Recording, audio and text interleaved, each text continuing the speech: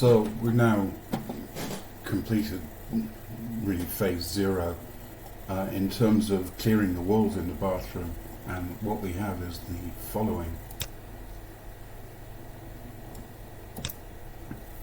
So here, bear in mind I tweak that focus.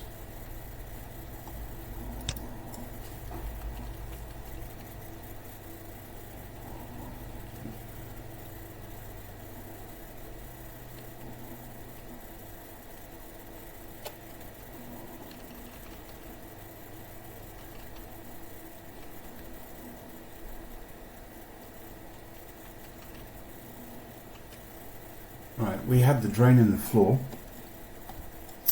and then coming up from the floor is some electrical cabling, and this is live, this is the feed. I've replaced the box at the back. That yellow corrugated tube goes into the apartment kitchen, which are all the plug points, all the lights, and the cooker are all off there. There's 2 lives in there and 2 neutrals, and my presumption is, because the tester isn't that good on the floor, is that that cable will then go across the floor to the outlet, which we'll see shortly. Continuing, we can see, having removed the tiles, that there is the old line here. The old extent of the bathroom is effectively this wall here. This all used to be part of the bedroom, so hence the cement and the plastering there. And I presume in the original bedroom that this was some sort of track for wiring, or it's unlikely to have been water, not in the original bedroom. And then at the back we have the partition wall, which is just 1/2 brick thick and built in typical Spanish style. Here we have a demonstration of what you might think is very thick. The wall through to the living room here is about 30 centimeters thick, but it's all made from hollow brick, and there's a lot of holes in it. I didn't put that one there. And there's a large air gap between this hollow brick and the one on the facing side. And in fact, there's a vent coming through there. There's a fairly constant stream of cold air, which is coming from the ventilation above the living room. So this is an inlet path for direct external air to the back of the tiles. Which is probably one of the reasons why there was so much damage, because of the incoming humidity of the air, let alone the humidity in the bathroom. So going down, we have I've capped the 2 water pipes for the bathroom, the bathtub. These were actually laid directly along the edge of the bath, which was another lesson in how the Spanish do their work. It's not a very sensible place to lay them, let alone to put them under the floors. Anyway, carrying on, we have the cable going through to the kitchen, a wall, and an example here of how the Spanish build a partition wall. If they break a 1/2 brick, they just throw a piece of mortar in there with a shard. This wall is far from, I mean, it doesn't even have to be airtight, but it's just straight through into the kitchen. There's all sorts of humidity on here. There's no vapor barrier, there's no control of anything, and we'll see the effect of that on the removed bathtub shortly.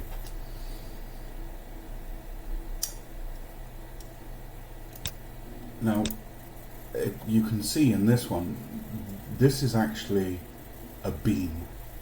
And this confirms the beam and wall construction type of this house.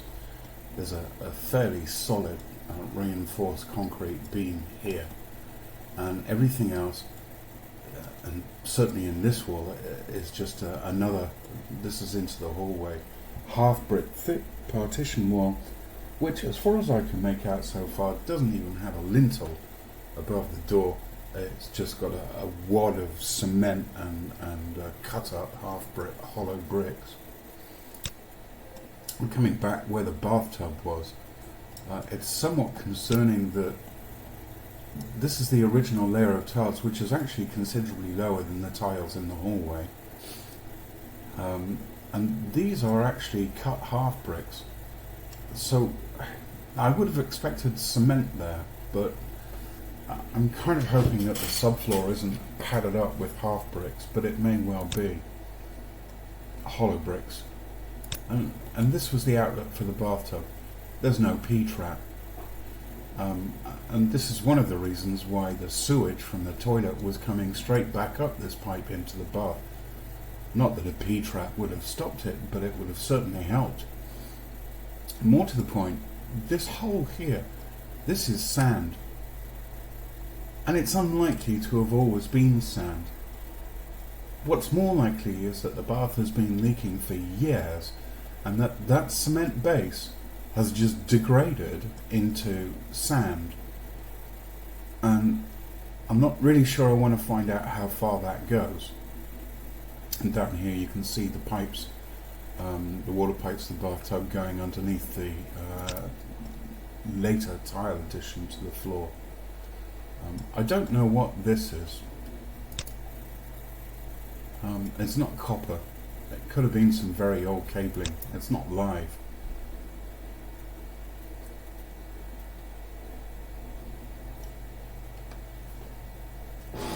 So this is the hallway wall, half brick thick. You can see here where the lights were. I've removed all this electrical wiring down to, you'll see in a moment, down to this point, and there was a plug point there and a light switch for those lights. Now the power is actually coming in on the right, and what's going through on the left is the yellow corrugated tube that goes under the floor across to the other side, which was live. So this is the live feed, and I have no idea yet where that goes. I believe that probably just goes straight down to the floor and under the floor, at which point I can't really track it. So you can see I removed most of the second layer of tile mortar. Some still remains under the sink. Well, the sink and the toilet are still in use. So now, in terms of the piping, the stud finder was actually fairly good at finding metal pipes, even though they're probably about 2 centimeters underneath the surface. And it indicates that this row of tiles here, there's piping all the way underneath there. And it's likely that at some point, although I couldn't really effectively trace it, around here there's probably a couple of T-joints taking the hot and cold water across the bathroom floor to the wash basin. And this of course is central drainage, which is crap because of the way the whole thing works. That just gets full of sewage when the toilet gets blocked. That's just most of the original tile. This goes back to, I don't know, 1989. The original bathroom is okay. There's certainly more than 85% there, and this is good solid mortar, so it's going to provide the sound basis for calculating what the final width of the wall will be up to that point. The edge is a bit knackered. The door here is actually where an external window used to be. This is the second light switch, which enters the floor down there, and presumably goes diagonally across it. I have no idea yet. An example of Spanish wiring. This is how they deal with earth cables. Take the light off a picture hook, and what do you see? The earth cable is just wrapped around the picture hook. Brilliant. That's the same for all the lighting. Not what you'd call safe, let alone intelligent. I have no idea where the cabling for those lights travels to. But here I think goes to the plug point and light switch in the kitchen on the other side of this wall. This is a live feed. This is where a plug point used to be. I replaced that with a surface mount box here, and that then it goes to the lighting. So there's a switch live, a live, a neutral, and an earth, and that is going under the floor. So I'll presume that at some point, maybe around here, there's a lot of digging in the wall here for pipe work, copper pipe work. There's also an electrical cable going up to the lights and across to the other light switch. Now, this corner here, all that piping, I think, leads up to this point, and you can just see that there's one copper pipe there, and I think there's another one around here, and I think that's the supply for the entire bathroom, but I'm going to have to excavate that area some more.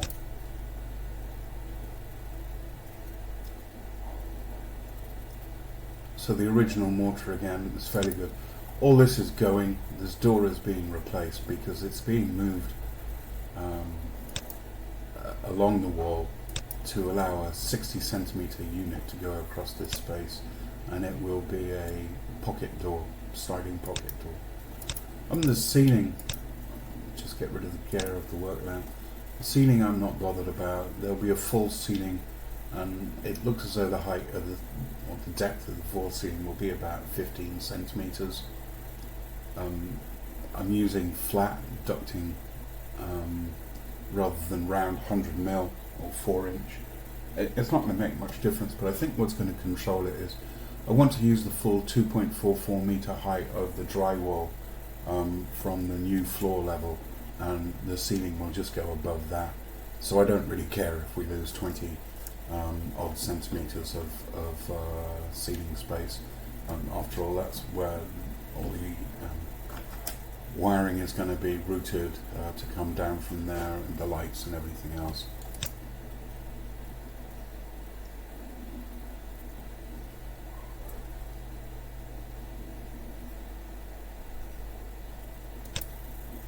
Okay, now we're going to go into the hallway. Recall this door is being replaced. It's actually being replaced by a pocket door and moved about 50 centimeters along the wall. Now that actually means that I'm going to have to put metal profiling and drywall against this side of the bathroom wall, and that will be about 5 centimeters. But we've got enough room to play with here. It will probably end up coming to about here. These are the central heating pipes. Central heating hasn't worked for over 10 years to my knowledge. It's all going, so I have to cap off these lines and remove all the piping and radiators. Across to the kitchen wall. Now I used to think these were all reinforced cement. I no longer think that. Almost certainly this is a beam, and that beam is 30 centimeters in depth. But I actually think that on either side of that wall there are just hollow bricks with cheap mortaring jobs. So it's not going to be difficult going through it, but in terms of holding a support like a hot water tank, that might take some thinking about. I think the electrics into the bathroom come from this point here. And I need to check that, because then I can just disconnect the wire there and cut off the electricity supply for the entire bathroom in one go. I want to do the same for the water. Yeah, that gap there of 30 centimeters will actually be with a sliding pocket door. It'll actually be about, not gap, distance from the wall, 75 centimeters for a new 73 centimeter door. Now at the other end of the hall we actually have one light switch for a rather crummy light, you can tell from the quality of this video, and there's only 8 centimeters here from the wall to the door frame going into the apartment. So I may end up actually using drywall up to the edge here, and just tolerating the rather thicker side of the hallway wall. On the roof, because I have to replace the light and the electrical switching for it, so I have one at each end of the hallway. There's nothing special about the roof. There's one light in it, which is going to have to be replaced. So I'm going to continue the full ceiling above here, but I'm not touching the opposite wall. And just for that, the height here is 45 odd centimeters. I'm not concerned. The full ceiling will probably only be 15 centimeters in depth. And of course that piping for the central heating will be removed. Back in the kitchen, here we have the water. I don't know if that's connected to the bathroom or whether it's separate. Judging by what I've seen so far, I think it's all connected.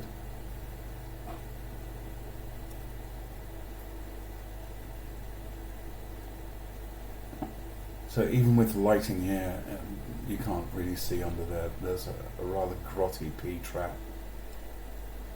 Now, I get the impression this is the original mains inlet for the water supply. There's just no indication anywhere of anything. There's no shut-off valves. There's nothing. Even the shut-off valve in the garden doesn't work anymore anyway. It becomes more obvious. These are for central heating, so they'll be going. There's an electrical point there which may play a role. But this becomes more obvious in the utility room here. This is just some of the stuff. The expanded polystyrene foam that's going to go on the walls. The mixer tap for the kitchen and the wash basin. And that's the three-way mixer for the bath and showers. Copper soldering gas and toolboxes. But I have to wire a new consumer unit in the bathroom. This is the old consumer unit. So I've got to get some cable, and I don't really want to tack it to the wall. I'm going to run it along the ceiling, and that will be going into the apartment. So I will have to be providing a new water supply along there as well. But it will have an independent electrical consumer unit. But along here I'll have to have two electrical supplies, one to the new consumer unit in the bathroom and one to a proposed consumer unit for the studio, and then there'll be the water pipe targeted towards the apartment. This is actually air ducting this was originally the external wall of the house, and these are central heating lines, these two I'm pretty sure are the mains water. I can't understand which one is which, or why there's two, or why they're linked the way they are on the other side of the wall.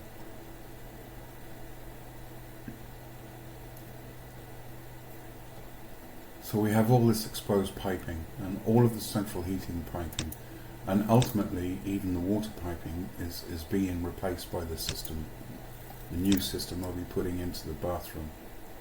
So all of this can go. But for the moment I need to just cap all of the central heating lines and remove the copper piping for those. Now at the back, the bathtub tells a story. We look at the bathtub. First of all, it wasn't supported along its entire base. There was a stack at either end of two runs of hollow bricks with a little bit of mortar on top which the bathtub rested on. So it was flexing in the middle and at the ends because there was no support for it there.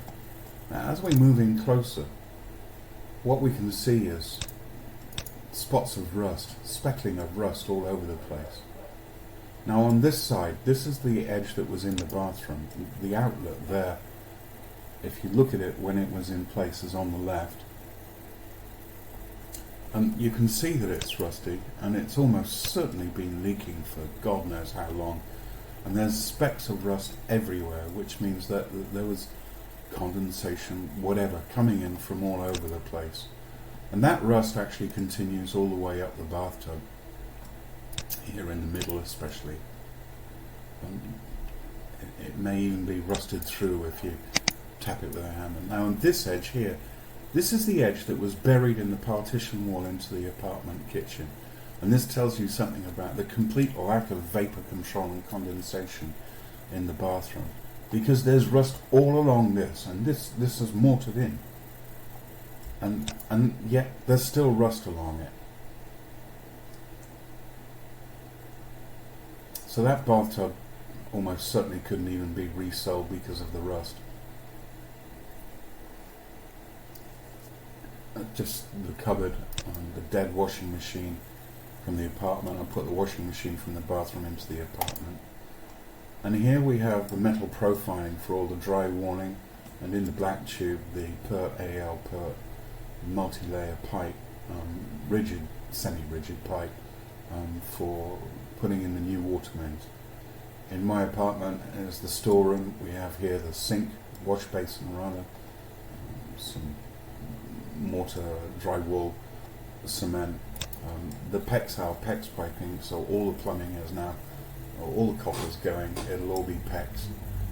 That's the underfloor heating system, and these are all the different electrical cables, halogen free, that will comprise the new electrical system for the bathroom and part of the kitchen and the hallway.